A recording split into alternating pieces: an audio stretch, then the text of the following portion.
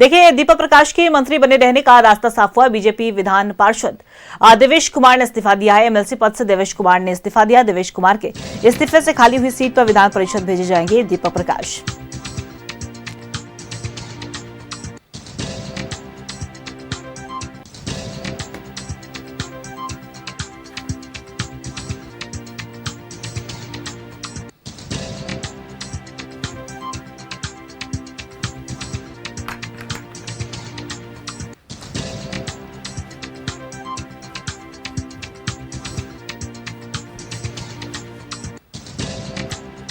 देखिए, दीपक प्रकाश के मंत्री बने रहने का रास्ता साफ हुआ है। आपने देखा कि सुप्रीम कोर्ट ने ही राज्य सरकार और चुनाव आयोग से जवाब तलब किया था और इसके बाद जो खबरें निकलकर सामने आई कि एनडीए ने उन्हें मंत्री बने रहने का रास्ता अब साफ कर लिया है। देवेश कुमार ने विधान पार्षद के पद से इस्तीफा दिया और उनके इस्तीफे देने से सीट खाली हुई है और इसी सीट पर एमएलसी बनेंगे दीपक प्रकाश।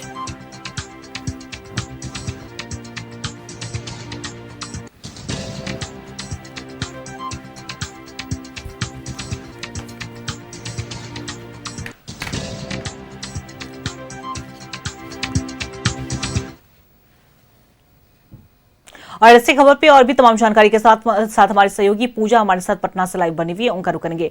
पूजा, देखिए, सुप्रीम कोर्ट ने राज्य सरकार और चुनाव आयोग से जवाब तलब किया था कि आखिर ना एमएलए और ना एमएलसी रहते हुए दीपक प्रकाश आखिर मंत्री कैसे बने हुए हैं और इसी को लेकर जो तमाम बातें निकलकर सामने आ रही थी कि एनडीए अब का आगे का फैसला क्या होगा, एनडीए अब क्या करेगी। तो देखिए, एनडीए ने अपना रास्ता निकाल लिया और देवेश कुमार जो कि विधान पार्षद थे उन्होंने इस्तीफा दिया और वो सीट अब खाली हुई है और उसी सीट के जरिए अब दीपक प्रकाश को एमएलसी बनाया जाएगा। क्या कुछ है वहां से पूरी जानकारी? जी बिल्कुल अंकिता, अब देवेश कुमार के इस्तीफे से मंत्री दीपक प्रकाश का रास्ता पूरी तरह साफ हो चुका है।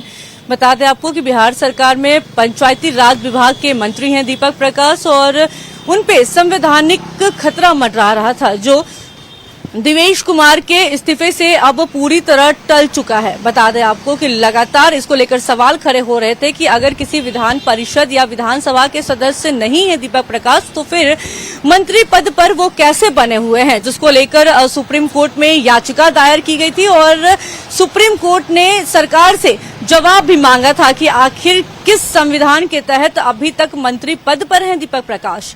तो इसको लेकर अब बिहार सरकार ने बड़ा फैसला लेते हुए देवेश कुमार को इस्तीफा दिलवा दिया और अब उनकी जगह जाएंगे मंत्री दीपक प्रकाश। बता दें आपको कि मंत्री दीपक प्रकाश को लेकर सियासी गलियारों में कई दिनों से यह चर्चा चल रही थी कि आखिर दीपक प्रकाश कब इस्तीफा देंगे और ऐसे में अब बड़ा फैसला जो है वो बिहार सरकार के द्वारा लिया गया है। बता दें आपको कि भाजपा के जो सूत्र हमें बताते हैं कि देवेश कुमार को आला कमान का फोन आया दिल्ली से, उसके बाद देवेश कुमार ने इस्तीफा सौंपा है। उन पर भाजपा के कई बड़े नेताओं का भी प्रेशर था, जिसके बाद देवेश कुमार ने अपने पद से इस्तीफा दे दिया है और अब ऐसे में पंचायती राज विभाग के मंत्री दीपक प्रकाश के ऊपर जो खतरा मंडरा रहा था, संवैधानिक खतरा जो मंडरा रहा था, वो अब पूरी तरह से टल चुका है।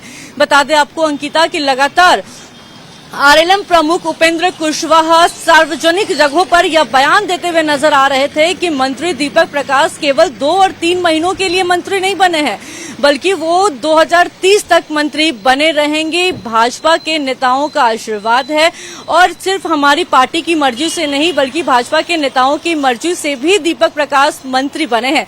सार्वजनिक जगहों पर लगातार उनका इस तरह का बयान सामने आ रहा था और यह भी कहा जाता है कि उपेंद्र कुशवाहा हमेशा से ही पॉलिटिक्स प्रेशर करते हुए रहे हैं और इसका असर इस बार भी देखने को मिला है। बता दें आपको कि भाजपा के लिए कोयरी और कुर्मी का जातीय समीकरण बेहद महत्वपूर्ण है। ऐसे में आपको 2025 विधानसभा चुनाव के बारे में अगर बताएं तो आरएलएम पार्टी के 4 विधायक चुने गए थे, जिसमें से एक उपेंद्र कुशवाहा की पत्नी स्नेहलता कुशवाहा भी है और लगातार इसके बाद उपेंद्र कुशवाहा यह कहते हुए नजर आ रहे थे कि मंत्री दीपक प्रकाश 2030 तक मंत्री बने रहेंगे।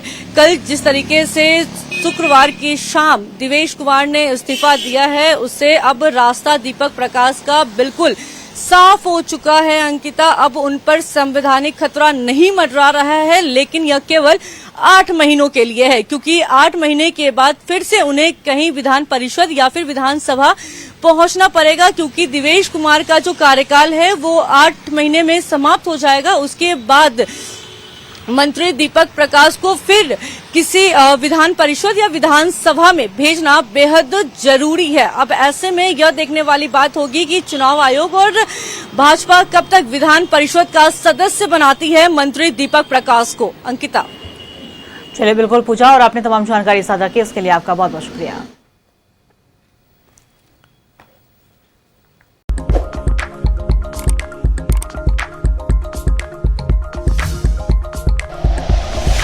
Like and share videos, subscribe करें हमारा चैनल और प्रेस करें बेल आइकॉन।